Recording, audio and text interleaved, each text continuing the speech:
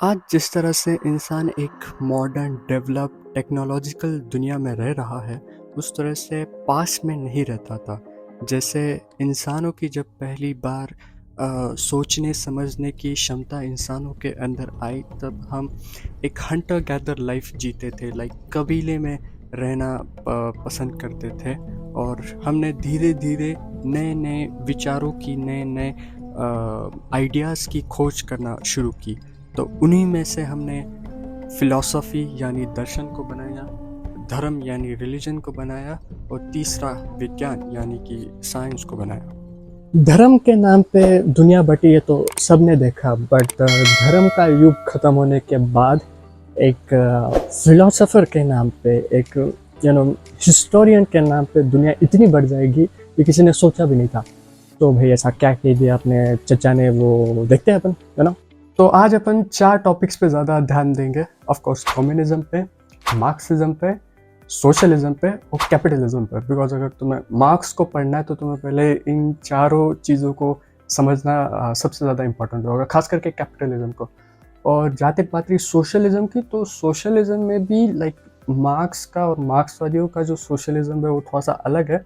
वो जो नॉर्मल जो सोशलिज्म है, मतलब जो नॉर्मल जो समाजवाद है जिस पे नेहरू या फिर गांधी बिलीव करते थे, वो एक अलग कंसेप्ट है। तो अपन चारों को पहले से समझने के लिए हमें पहले मार्क्स को देखना पड़ेगा कि भाई मार्क्स ने क्या कहा था। तो मार्क्स ने दरअसल मतलब मेनली 2 किताबें लिखी थी। आई मीन लिखी तो काफ़ी सारी थी, बट मेनली 2 किताबें थी। एक थी दास कैपिटल और दूसरा था जी कम्युनिस्ट मैनिफेस्टो, जो कि फ्रेडरिश एंगल्स ने और मार्क्स ने दोनों ने साथ में लिख के लिखा था। तो मार्क्स ने दरअसल 2 सिद्धांतों के ऊपर बात की थी। पहला था जी क्लास स्ट्रगल ऑफ हिस्ट्री, मतलब वर्ग संघर्ष का सिद्धांत, और दूसरा डायलेक्टिकल मटेरियलिज्म यानी कि द्वंद्वात्मक भौतिकवाद। ऑफ कोर्स ये नाम थोड़ा सा भयानक है, ये जानबूझ के ऐसा भयानक नाम रखते हैं कि साला आम आदमी पढ़े ही नहीं इसको। तो क्लास स्ट्रगल को अगर हम समझना चाहे तो मैं 2 चीज़ों में क्लासिफिकेशन करता हूँ। एक था प्रॉब्लम और सॉल्यूशन। तो मार्क्स ने प्रॉब्लम ऐसे बताया कि समाज के अंदर क्लासेस बन चुके हैं, लाइक एक अमीर तबका और गरीब तबका, जिसे वो गरीब तबके वो प्लोरिटाइट और अमीर तबके को वो कैपिटलिस्ट कहता है। तो दरअसल वो 2 रेफरेंस देता है कि इंसानी इतिहास में 2 सबसे बड़े ऐसे इंसिडेंट हुए जिससे हमारे अंदर ये तबकात बन गए।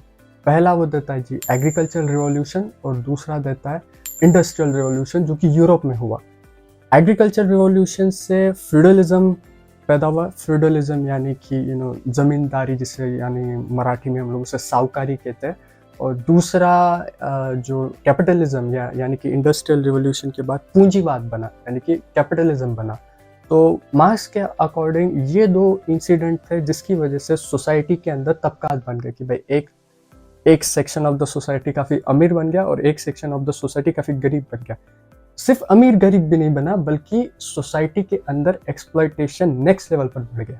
जब एग्रीकल्चर रिवॉल्यूशन हुआ और जब फ्यूडलिज्म आया तो एक फ्यूडल लॉर्ड होता था जो कि किसानों से मजदूरी करवाता था फार्म्स के अंदर, और वो उनको उनके राइट्स नहीं देता था, लाइक जिसे हम आज के समय में वर्कर्स के राइट जो हम कहते हैं कि भाई इतने 8 घंटे की ड्यूटी होनी चाहिए, प्लस इतना उन्हें मिनिमम वेज मिलना चाहिए, वो उस वक्त पे नहीं मिलता था। और यही सेम सिनारियो जब इंडस्ट्रियल रिवॉल्यूशन हुआ तब वही सिनारियो मजदूरों के साथ भी होता था कि फैक्ट्री वर्कर्स को उनका लाइक उनसे 12-12 घंटे काम करवा दिया जाता था, उन्हें मिनिमम वेज भी नहीं मिलता था, वर्किंग कंडीशंस भी खराब थी। इसके ऊपर उसने लाइक काफ़ी ज़्यादा स्टडी की, ये खास करके उसने दास कैपिटल में ज़्यादा लिखा। ये उसने सारे प्रॉब्लम्स की जड़ बताई कि भाई कैपिटलिज्म की और ये जो इंडस्ट्रियल रिवॉल्यूशन और एग्रीकल्चर रिवॉल्यूशन के बाद से ये जो तबकात जो बन गए, मतलब जो फैक्ट्री ओनर जो फ्यूडल लॉर्ड जो और जो मजदूरों किसानों का जो शोषण कर रहे हैं, ये उसने प्रॉब्लम बताया। और उसका सॉल्यूशन उसने कम्युनिस्ट मैनिफेस्टो के अंदर फ्रेडरिश एंगल के साथ मिलके काफ़ी एक्सट्रीम सॉल्यूशन बताया। मार्क्स के अकॉर्डिंग कैपिटलिज्म और कैपिटलिस्ट सोसाइटी को वो एक ट्रायंगुलर शेप में इमेजिन करता था कि भाई ट्रायंगल का जो अपर सेक्शन जो है वो एलीट है, मतलब जो फैक्ट्री ओनर्स है वो फ्यूडल लॉर्ड्स है, और जो डाउन बॉटम जो सेक्शन है वो वर्कर्स और क्या कहते हैं अपने किसान है। बट पॉलिटिकल सिनेरियो देखा जाए तो इन जो डाउन सेक्शन वाली जो मेजॉरिटी है, इसके पास कोई भी पॉलिटिकल पावर नहीं थी। तो चाहे इनके राइट्स के सवाल हो या फिर इनकी क्या कहते हैं अपन वर्किंग कंडीशन के सवाल हो, इसके ऊपर कोई बात ही नहीं करता था, बिकॉज एलीट सारी ऊपर बैठी हुई थी, जो कि चाहती नहीं थी कि भाई मजदूरों के और किसानों के साथ लाइक न्याय हो, उन्हें अच्छी सहूलियतें मिले। और ये जस्ट यूरोप का मामला नहीं था, लाइक कैपिटलिज्म का जो असर था वो यूरोप के बाहर भी दिख रहा था, जिसे हम आजकल मतलब अभी भी कहते हैं कॉलोनाइजेशन, एस्टिमेट किया जाता है कि भाई तकरीबन 45 ट्रिलियन डॉलर गोरा इंडिया से लूट के चला गया। और ये ध्यान में देने वाली बात है कि ब्रिटिश एम्पायर से पहले ईस्ट इंडिया कंपनी, एक प्राइवेट कंपनी ने इंडिया आके सो कॉल्ड चाय की ट्रेडिंग के नाम पे इंडिया को लूटा, यहाँ के लोगों के साथ ज़बरदस्ती की। मतलब जो पौंडीचेरी और क्या कहते हैं कोलकाता के अंदर कुछ इंसिडेंट्स है कि भाई वहाँ से स्लेव्स लेबर को वो उठा के लेके नॉर्थ अमेरिका लेके चले गए थे, बट ये ज़्यादा डॉक्यूमेंटेड नहीं है। तो हाँ, मतलब मार्क्स का यही कहना था कि भाई कैपिटलिज्म की वजह से एक्सप्लॉयटेशन नेक्स्ट लेवल पे बन गया था, और जो पावर जो थी वो एलिट के पास थी और आम आदमी के पास कोई पावर नहीं थी। आधा अफ्रीका कॉलोनाइज हो चुका था, आधा फ्रांस ले लिया था, कुछ बेल्जियम के पास था, कुछ क्या कहते हैं अपने हॉलैंड के लोगों के पास था। मतलब आधी दुनिया तो कॉलोनाइजर के पास थी। मतलब कहते हैं कि भाई लियोपोल्ड ने कॉन्गो के अंदर कुछ 30 लाख लोगों को मरवा दिया जस्ट बिकॉज वो स्लेव लेबर करवा रहा था उनसे। साथ में यूएस के अंदर स्लेवरी चल रही थी। तो ये सारी सिचुएशन के अंदर मार्क्स ने एक एक्सट्रीम सोल्यूशन दिया, जो कि उसने कम्युनिस्ट मैनिफेस्टो में लिखा। तो ये तो खैर मार्क्स ने प्रॉब्लम बताई, उसका सॉल्यूशन भी उसने इस तरह से बताया। एक यूटोपियन सोसाइटी का उसने क्या कहते हैं इमेजिनेशन किया कि भाई एक ऐसा समाज होगा जिसके अंदर सत्ता में मजदूर तबका होगा, और जो सारी जो वेल्थ होगी वो इक्वली डिस्ट्रीब्यूट की जाएगी। जो कम्युनिज्म का जो मतलब है कॉमन, लाइक ये कम्युनिज्म वर्ड कॉमन से ही आया, तो जो इंडिविजुअल प्रॉपर्टी का कोई भी कंसेप्ट नहीं होगा, इंडिविजुअल वेल्थ का कोई भी कंसेप्ट नहीं होगा, और जो सारी जो मुल्क की वेल्थ जो होगी वो इक्वली डिस्ट्रीब्यूट की जाएगी।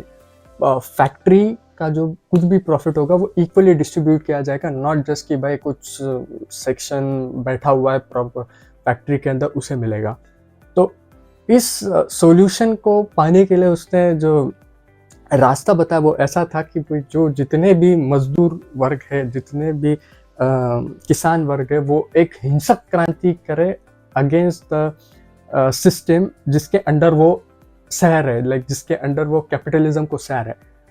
उस वक्त पे मोनार्की थी, लाइक टिपिकली यूरोप के अंदर जब उसने कम्युनिस्ट मैनिफेस्टो लिखा। मोस्ट ऑफ द सिर्फ फ्रांस में रिपब्लिक था और यूएस के अंदर रिपब्लिक था, बट बाकी यूके, जर्मनी और बाकी जगहों पे मोनार्की, मतलब ऑलमोस्ट हर जगह पे मोनार्की थी। साउथ के, आई मीन ग्लोबल साउथ के अंदर तो कॉलोनियल पावर्स ही थी, मतलब एक तरह से मोनार्की ही थी। तो मार्क्स ने यही कहा कि भाई जितने भी मजदूर वर्ग है वो एक हिंसक क्रांति करे अगेंस्ट द सिस्टम और एक कम्युनिस्ट शासन बनाए, लाइक मजदूरों की सरकार बनाए एक तरह से हम कह सकते हैं, और जितने भी जो राजा महाराजा है उनको सीधा एग्जीक्यूट करे। ओके, सो कम्युनिस्ट स्टेट के अंदर मार्क्स के अकॉर्डिंग जो पैदावार जो है, लाइक जो प्रोडक्शन जो है वो मजदूरों के कंट्रोल में होगा। लाइक मतलब कैपिटल सोसाइटी के अंदर जो पैदावार जो है वो लोग तो खैर कहते हैं कि भाई वो मार्केट के अंदर हो, मार्केट के ऊपर होता है, बट मार्क्स कहता था कि भाई मार्केट तो बस एक बहाना है, पैदावार जो है वो दरअसल एक कैपिटलिस्ट मतलब एक फैक्ट्री ओनर डिसाइड करता है। बट मार्क्स के अकॉर्डिंग जो सोसाइटी के अंदर जो पैदावार है वो दरअसल मजदूर डिसाइड करेंगे, और उसका रेवेन्यू क्या लेना है वो भी मजदूर डिसाइड करेंगे। और जब वो कम्युनिस्ट शासन बनाएंगे तो उसके अंदर हर किसी के लिए एक इक्वल राइट्स होंगे, एक कॉमन सोसाइटी होगी, किसी भी तरह का वर्ग नहीं होगा उस सोसाइटी के अंदर, किसी भी तरह का कास्ट, किसी भी तरह का रिलीजन नहीं होगा, किसी भी तरीके का लाइक मतलब इनइक्वालिटी नहीं होगी। एक इक्वल सोसाइटी होगी जिससे मतलब रहने के लिए घर भी मिलेगा, जॉब भी मिलेगी, साथ ही में मेडिकल की सारी सुविधाएं मिलेगी, एजुकेशन भी मिलेगा, और साथ ही में आर्मी भी नहीं होगी, और एक बॉर्डरलेस एक आई मीन क्या कहते हैं हम एक बॉर्डरलेस सोसाइटी होगी और हर किसी के लिए इक्वल राइट्स होंगे। सुनने में एकदम ही ये मराठी में कहते हैं ना, असावा सुंदर चॉकलेट सा बंगला, ये ऐसी ऐसी कहानियां लग रही है लाइक। तो तुम बोलोगे भाई ये तो बड़ा कहानी जैसी बात है कि कि भाई मजदूर हिंसक क्रांति करेंगे फिर इक्वल हो जाएगा, तो फिर ये कहीं पे हुआ है? तो जो पहली जो इतिहास के अंदर कम्युनिस्ट क्रांति हुई थी वो रशिया के अंदर हुई थी। व्लादिमीर लेनिन ने 1917 में जो रशिया का जो किंग था सार निकोलस, उसकी सत्ता को हटा के वहाँ पे एक कम्युनिस्ट शासन बनाया था। फिर उसके बाद में जिसे हम यूएसएसआर कहते हैं, union of socialist Republic, USSR की फाउंडेशन हुई, मतलब सोवियत यूनियन की फाउंडेशन हुई। सोवियत यूनियन की फाउंडेशन के बाद देखो ये सबसे बड़ा कंफ्यूजन है। Soviet union was not a communist state, quote unquote, because देखो जो जो मैंने शुरुआत में कहा था कि भाई सोशलिज्म मार्क्सवादियों के अकॉर्डिंग अलग होता है। तो देखिए सोशलिज्म का मतलब क्या है? समाजवाद। तो समाजवाद का यही मतलब है कि भाई जो भी सत्ता जो होगी वो समाज के हितों के हिसाब से डिसीजंस लेगी। तो मार्क्स के अकॉर्डिंग भी यही था सोशलिज्म का मतलब। पर वो ये कहता था कि जब क्रांति होगी किसी भी मुल्क के अंदर या फिर किसी भी स्टेट के अंदर, तो क्रांति होने के बाद, कम्युनिस्ट रिवॉल्यूशन होने के बाद, मतलब जो रशिया में जो रिवॉल्यूशन हुआ जैसे अक्टूबर रिवॉल्यूशन या फिर बोल्शेविक रिवॉल्यूशन कहते हैं, तो रिवॉल्यूशन के बाद धड़ल्ले से कोई कम्युनिस्ट शासन नहीं आ जाएगा। ऐसा नहीं कि भाई लोग दूसरे दिन ही रिलीजन भूल जाए अपना, दूसरे दिन ही कास्ट भूल जाए या फिर रंग भेद का जो मसला होता है कि भाई वो भूल जाए। तो मार्क्स ने कहा कि भाई क्रांति होने के बाद सोशलिज्म चलेगा और सोशलिज्म के बाद साम्यवाद आके रहेगा, मतलब कम्युनिज्म आके रहेगा। तो जब लेनिन पावर में आया तब उसने जितनी भी सारी जमीन थी वो लोकल फार्मर्स के अंदर डिस्ट्रीब्यूट कर दी। जितनी भी फैक्ट्रीज थी उन सबको नेशनलाइज कर दिया। वर्किंग आवर उसने 8 घंटे के किए, और जो अपन कहते हैं ना कि भाई 5 days a week की, उससे पहले जॉब, मतलब ऐसा पूरा लॉ बनाया, बिकॉज उससे पहले 12-12 घंटे मजदूरों को फैक्ट्री के अंदर काम करवाते थे। वुमेन्स की एजुकेशन के लिए लेनिन ने काम किया।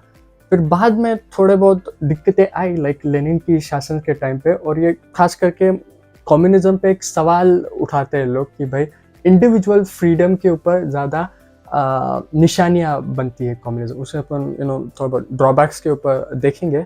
तो खैर ये तो हो गई पहली क्रांति।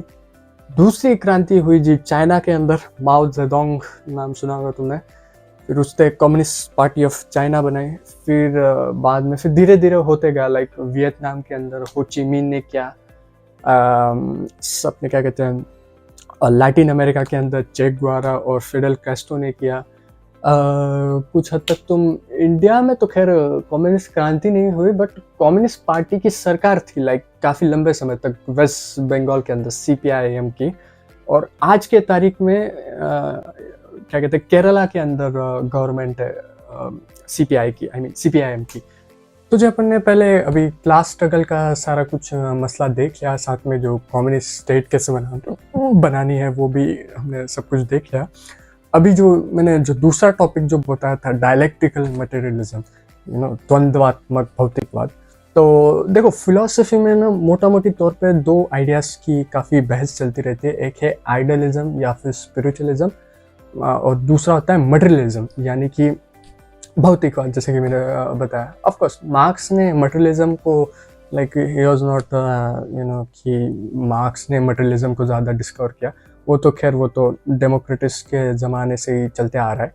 तो मटेरियलिज्म का यही मतलब है कि भाई दुनिया जो है वो एक तरह से मास और एनर्जी के मिश्रण से बनी है। बट दूसरी जो साइड है स्पिरिचुअलिज्म की, जिसमें हेगल और बाकी लोग भी आते हैं, वो कहते हैं कि भाई एक एक्सटर्नल पावर या फिर कोट एंड कोट गॉड ने बनाई है, या फिर जैसे हम लोग क्रिएशनिस्ट कह देते हैं मोटा मोटी तौर पे। तो हाँ, तो फिलॉसफी में एक ऐसे 2 कंसेप्ट है, एक है मटेरियलिज्म और दूसरा क्या कहते हैं अपना स्पिरिचुअलिज्म। तो मार्क्स के अकॉर्डिंग जो कम्युनिस्ट सोसाइटी जो बनेगी वो मटेरियलिज्म पे ज़्यादा बेस करेंगी। तो ऑफ कोर्स तो अपन इससे कम्युनिज्म की मोरालिटी जान सकते हैं। तो इनके मोरालिटी के अकॉर्डिंग सबसे पहला जो पॉइंट आता है वो है रिलीजन। वो कहते हैं कि जी रिलीजन एक नंबर का ढकोसला बकवास है। ये मार्क्स कह रहा है, मैं नहीं, ओके। इनके अकॉर्डिंग धर्म एकदम बकवास चीज़ है, फालतू चीज़ है। सो ये एक तरह से हम कह सकते हैं कि भाई हार्डकोर एथिज्म को फॉलो करने वाले ये लोग हैं। और जो कम्युनिस्ट स्टेट जो बनेगी उसके अंदर किसी भी तरीके की रिलीजन को जगह नहीं होगी। मतलब उसका एक कोट है कि भाई religion is opium of the masses.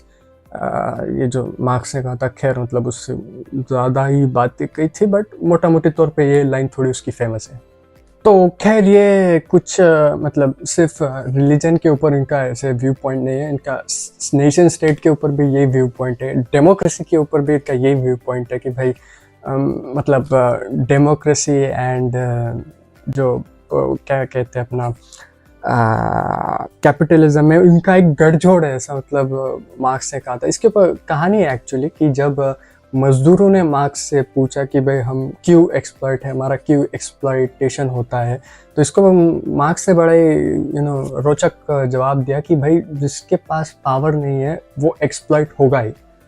तो फिर मजदूरों ने बोला कि भाई हमारे पास पावर कैसे है, तो उन्होंने कहा कि जिसके पास आज के सदी में प्रोडक्शन की पावर है, लाइक मतलब जिसके कंट्रोल में पैदावार है, मतलब जो पैदावार को कंट्रोल करता है उसके पास गवर्नमेंट होती है, आई मीन जिसके पास पावर होती है। तो फिर मजदूरों ने कहा तो फिर हम ये कैसे करें, तो कह रहा था कि भाई एक हिंसक क्रांति करनी पड़ेगी, उसके के बाद ही ये होगा, क्या कहते हैं अपना, तुम्हारी बात सुनी जाएगी, तुम एक्सप्लॉयटेशन से बच पाओगे। तो इसीलिए वो कहता है कि भाई डेमोक्रेसी के अंदर, अभी जैसे मैं एग्जांपल दे दूं कि भाई अभी जैसे हमारे भूसावल में इलेक्शन हुए एमएलए के, मैं जैसे अखबार पढ़ रहा था, उसके अंदर लिखा हुआ था कि भाई किस एमएलए ने कितना, आई मीन किस कैंडिडेट ने कितना पैसा लगाया इलेक्शन कैंपेन के लिए।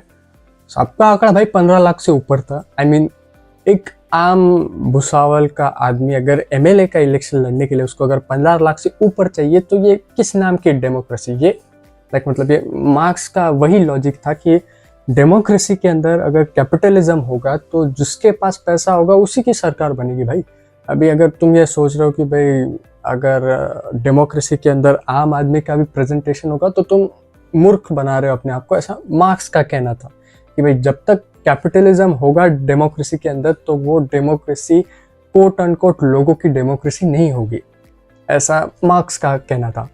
तो अभी अपन समरी डिस्कस कर लेते हैं, लाइक चारों चीज़ों की, कैपिटलिज्म की, सोशलिज्म की, कम्युनिज्म की और मार्क्सिज्म की। तो कैपिटलिज्म यानी पूंजीवाद के अंदर मैं 3-4 चीज़ें बताता हूँ कि पूंजीवाद जिसके अंदर भाई इंडिविजुअल प्रॉपर्टी होगी, हर कोई जितना मर्जी चाहे उतना, लाइक वो प्रोडक्शन उसके कंट्रोल में होगी, उसके ऊपर किसी भी तरह का बंधन नहीं होगा।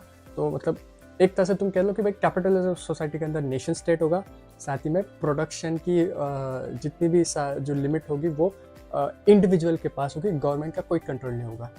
सोशलिज्म के अंदर भी स्टेट होगी अकॉर्डिंग, नॉर्मल सोशलिज्म वाला, अकॉर्डिंग टू देम कि भाई नेशन स्टेट होगी। पैदावार जो है वो कुछ सरकार भी करेगी और कुछ प्राइवेट एंटिटीज़ भी करेगी। कम्युनिज्म के अंदर कोई नेशन स्टेट नहीं होगी, लोगों की सरकार होगी और प्रोडक्शन भी जो है वो लोगों के अंडर होगा। और मार्क्सिज्म के अंदर ऑफ कोर्स लोगों की सरकार होगी, पर प्रोडक्शन जो है और जो पैदावार जो है वो मजदूरों के अंडर होगा। तो ये कुछ ऐसा छोटा बड़ा इनका क्या कहते हैं अपन डिफ्रेंसिएशन है। और साथ ही में जो लास्ट वीडियो में मैंने बताया था कि भाई कंजर्वेटिव राइट विंग होता है और लेफ्ट विंग के अंदर अपना क्या कहते हैं लिबरल्स होता है, जो मैंने लेफ्ट और राइट की वीडियो में बताया था, अगर नहीं देखा है तो वो डिस्क्रिप्शन के अंदर है। तो अभी फ़िलहाल डेफिनेशन में थोड़ा सा चेंज आ गया है बिकॉज अपने मार्क्स चाचा आए नहीं थे।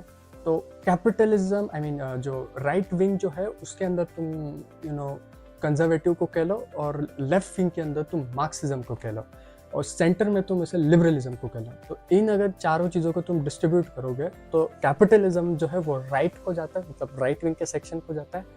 कम्युनिज्म और मार्क्सिज्म वो तो खैर लेफ्ट में ही जाते हैं। सोशलिज्म काइंड ऑफ तुम उसे सेंटर लेफ्ट में कह सकते हो।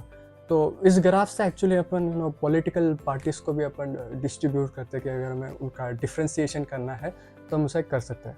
और ख़ास करके मैं इंडियन कम्युनिज़्म हिस्ट्री को एक अलग वीडियो में बताऊंगा, बिकॉज एक ही वीडियो में कुछ ज़्यादा ठूस जाके सारी इन्फॉर्मेशन। अभी अपन डिस्कस करते हैं कि भाई मार्क्सवाद और कम्युनिज़्म फेल क्यों हुआ। कोट ऑन कोट कहा जाए तो किसी देश में वो आया ही नहीं। लाइक जो अपन आज जो हम चाइना को कहते हैं, वो कोट ऑन कोट लाइक मतलब चाइना में कौन सा कम्युनिज्म चलता है वो तो मुझे आज तक समझ में नहीं आया। लाइक साला कौन सी किताब फॉलो करते वो कम्युनिज्म की, वही जाने।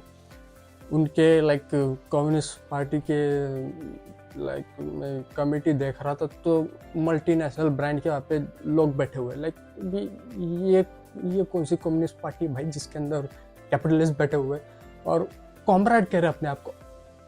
ओ भाई तुम कौन सा कॉमरेड हो भाई, मतलब समझ सकते हो तुम, काफ़ी अजीबोगरीब सिस्टम है चाइनीज कम्युनिस्ट पार्टी का। बट कोट एंड कोट वो भी मार्क्सिस्ट सोशलिस्ट है। Okay, they are not like normal socialist, they are Marxist socialist. तो कोट एंड कोट कहा जाए तो कम्युनिज्म कहीं पे आया नहीं। वो आया इसलिए नहीं बिकॉज मार्क्स दरअसल ह्यूमन नेचर को पढ़ना ही भूल गया। वो जिससे वो ग्रीड कह रहा था, जिससे वो क्या कहते हैं लालच कह रहा था, वो दरअसल एक ह्यूमन नेचर है हमारा। और जहाँ तक उसने कलेक्टिवाइजेशन की बात की और फ्री मार्केट के अगेंस्ट जो वो बोलता था, खैर उसने फ्री मार्केट को उस तरह से देखा नहीं।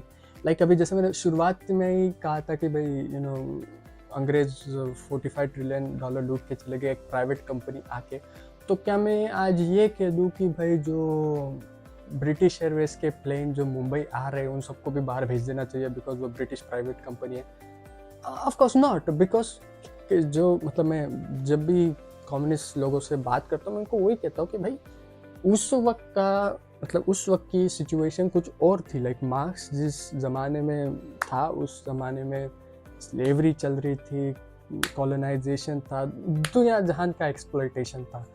आज के समय में कुछ जगह पे है, बट पूरी तरह से यही कह देना कि भाई कैपिटलिज्म ने दुनिया बर्बाद कर दी है, फलाना ढिमकाना, ये मेरी ख्याल से आर्गुमेंट गलत है काफ़ी।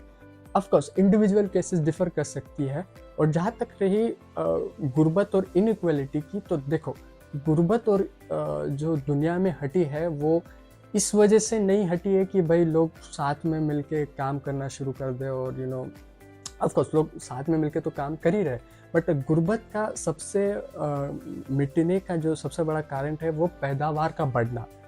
और मार्क्सवादियों के अकॉर्डिंग पैदावार मजदूरों के अंडर होनी चाहिए, जो कि ठीक ठाक बात है, बट मेरे ख्याल से पैदावार जो है वो फ्री मार्केट के ऊपर होनी चाहिए कि भाई मार्केट के ऊपर डिसाइड होने दो कि पैदावार कितनी होगी, क्या होगी, बिकॉज उसी से ही कंपटीशन बढ़ेगी।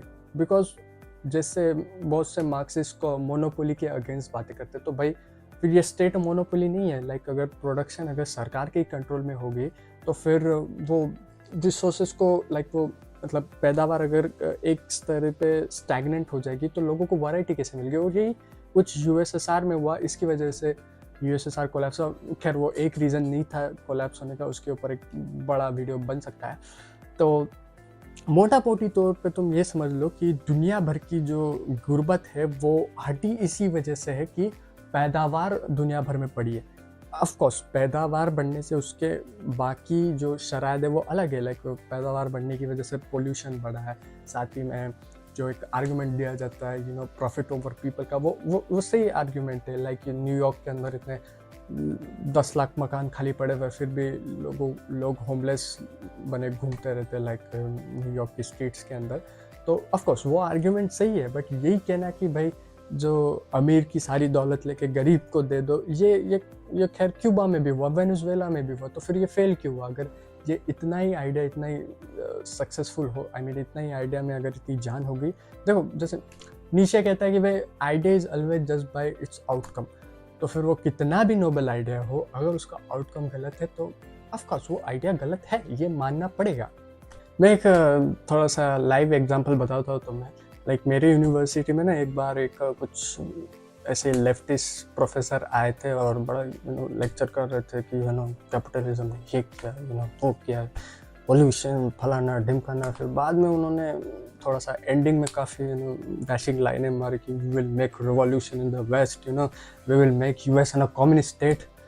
मैंने कहा ओके, तो फिर लेक्चर ख़त्म हुआ, हम बाहर जा रहे थे, लाइक मैं बस पकड़ के घर आने का देख रहा था, और मैंने उसी प्रोफेसर को पार्किंग लॉट में देखा। उनके पास भाई साहब पोर्शे थी। आई एम नॉट श्योर कि कौन सा मॉडल कौन सा था, बट उनके पास पोर्शे थी। मतलब ये ऐसे अजीबोगरीब कम्युनिस्ट आ चुके हैं आजकल मार्केट के अंदर, वाला आईफोन लेके घूमते, पोर्शे गाड़ी में घूमते, दुनिया जहान की लग्जरी इंजॉय करते और आके कहते हैं आज कैपिटलिज्म ने दुनिया बर्बाद कर दी। ऐसे अजीबोगरीब आ चुके हैं आजकल मार्केट के अंदर कम्युनिस्ट। मैं भी बहुत बार यूनिवर्सिटी में 2-4 है मेरे दोस्त ऐसे ख्यालात वाले, वो कहते हैं उमंग तुम्हें पता है कैपिटलिज्म डिस्ट्रॉय द वर्ल्ड। मैंने कहा भाई अभी जस्ट चिपोटले से आया तू है, साला बुरुटो को उनका सिराचा सॉस डाल के खा रहे, तू क्या कह रहे हो कैपिटलिज्म ने दुनिया बर्बाद कर दिया। ऑफ कोर्स अभी देखो, जैसे गांधी जी अगर सोशलिज्म की बात करते थे तो वो दिखता था। ये पता नहीं भाई साहब क्या पूरी मौजें उड़ा रहे और कह रहे कि जी कैपिटलिज्म ने दुनिया बर्बाद कर दिया, ऐसा वैसा। तो भाई जाओ भाई, फिर जाओ चाइना में, जाओ मॉस्को के अंदर, अगर इतना तुम्हें पसंद है क्या कम्युनिज्म। तो देखो ऑफ कोर्स कम्युनिज्म की वजह से काफ़ी चीज़ें अच्छी हुई है, मैं ये नहीं कह रहा, ओके। और मैं ना भी यही कह रहा हूँ कि भाई कम्युनिज्म ने कुछ गलत नहीं किया, काफ़ी सारा गलत किया। जैसे उसका एक ड्रॉबैक है कि भाई इंडिविजुअल फ्रीडम के ऊपर सबसे बड़ा अटैक कम्युनिस्ट करते हैं। दूसरा जिसे हम कह लें कि भाई डिक्टेटरशिप आ जाती है कम्युनिज्म जब आता है तब, बिकॉज इलेक्शन कुछ होता नहीं है, और जो होता है वो कम्युनिस्ट पार्टी के बीच में होता है। और वो देखा जाए तो भाई यहाँ पे नॉर्मल इलेक्शन भी इतने गफलेबाजी होते, तो पार्टी के अंदर के इलेक्शन, जैसे चाइना 1 पार्टी स्टेट है, यहाँ पे इतनी सारी पार्टियाँ हो गई, अगर गफलेबाजी होती तो 1 पार्टी स्टेट में तो अलग ही सीन चलता है। तो देखो, मैं लास्ट स्टेटमेंट में यही दूंगा कि दुनिया भर का अगर कोई बड़ा सोशलिस्ट या फिर कम्युनिस्ट अगर कोई हुआ इस दुनिया के अंदर, तो मैं उनका नाम दूंगा भगत सिंह। ऑफ कोर्स काफ़ी सरप्राइजिंग होगा तुम्हारे लिए, बिकॉज हम भगत सिंह को जस्ट एज अ रेवोल्यूशनरी मानते हैं, but Bhagat Singh was a socialist, like minded Marxist. और जब उन्हें फांसी दी जा रही थी लाहौर के अंदर, तब कहते हैं कि वो लेनिन की किताब पढ़ रहे थे जब उन्हें फांसी दी जा रही थी। लेनिन मतलब वही जिसने बोल्शेविक रेवोल्यूशन करवाया था वो। भगत सिंह के बारे में मैं खैर, जो मैंने कहा था कि मैं इंडियन कम्युनिज्म के ऊपर सेपरेट वीडियो बनाऊंगा, उसके अंदर मैं ज़्यादा इन्फॉर्मेशन बताऊंगा इसके बारे में। But Bhagat Singh was also Marxist, was also believe कि भाई समाज के अंदर आज़ादी होनी चाहिए, भूखमरी से, गरीबी से, इनइक्वालिटी से और हर चीज़ से, नॉट जस्ट कि भाई अंग्रेज़ों से आज़ादी चाहिए। और मैं तो कहता हूँ कि भाई हर किसी को पढ़ना चाहिए भगत सिंह के बारे में। बट आजकल के मार्क्सिस्ट जो देखते रहता हूँ, उनके अंदर तो कुछ भगत सिंह जैसा कुछ भी नहीं दिखता, अपने मज़े में कुछ भी बातें करते रहते हैं। और देखो, अभी एंड में मैं यही कहूँगा कि मार्क्स ने डायग्नोसिस सही किया, बट प्रिस्क्रिप्शन गलत लिख दिया।